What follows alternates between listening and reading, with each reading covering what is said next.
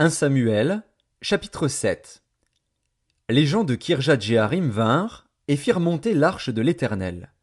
Ils la conduisirent dans la maison d'Abinadab, sur la colline, et ils consacrèrent son fils Éléazar pour garder l'arche de l'Éternel. Il s'était passé bien du temps depuis le jour où l'arche avait été déposée à Kirjat-Jéarim. 20 années s'étaient écoulées. Alors toute la maison d'Israël poussa des gémissements vers l'Éternel.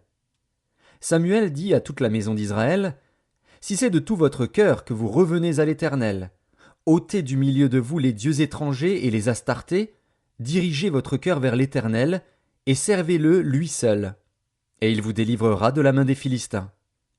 Et les enfants d'Israël ôtèrent du milieu d'eux les Baals et les Astartés, et ils servirent l'Éternel seul. Samuel dit: Assemblez tout Israël à Mitzpa, et je prierai l'Éternel pour vous. Et ils s'assemblèrent à Mitzpa. Ils puisèrent de l'eau et la répandirent devant l'Éternel, et ils jeûnèrent ce jour-là, en disant: Nous avons péché contre l'Éternel. Samuel jugea les enfants d'Israël à Mitzpa.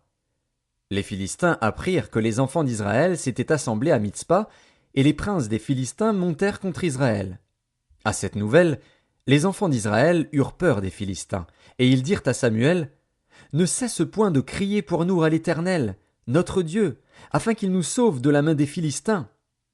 Samuel prit un agneau de lait, et l'offrit tout entier en holocauste à l'Éternel. Il cria à l'Éternel pour Israël, et l'Éternel l'exauça. Pendant que Samuel offrait l'holocauste, les Philistins s'approchèrent pour attaquer Israël. L'Éternel fit retentir en ce jour son tonnerre sur les Philistins, et les mit en déroute. Ils furent battus devant Israël. Les hommes d'Israël sortirent de Mitzpa, poursuivirent les Philistins, et les battirent jusqu'au-dessous de Bethkar. Samuel prit une pierre, qu'il plaça entre Mitzpa et Chêne, et il l'appela du nom d'Ébenézer, en disant: Jusqu'ici l'Éternel nous a secourus. Ainsi les Philistins furent humiliés, et ils ne vinrent plus sur le territoire d'Israël. La main de l'Éternel fut contre les Philistins pendant toute la vie de Samuel. Les villes que les Philistins avaient prises sur Israël retournèrent à Israël, depuis Écron jusqu'à Gath, avec leur territoire. Israël les arracha de la main des Philistins. Et il y eut paix entre Israël et les Amoréens. Samuel fut juge en Israël pendant toute sa vie. Il allait chaque année faire le tour de Béthel, de Gilgal et de Mitzpa, et il jugeait Israël dans tous ces lieux. Puis il revenait à Rama, où était sa maison. Et là il jugeait Israël, et il y bâtit un autel à l'Éternel.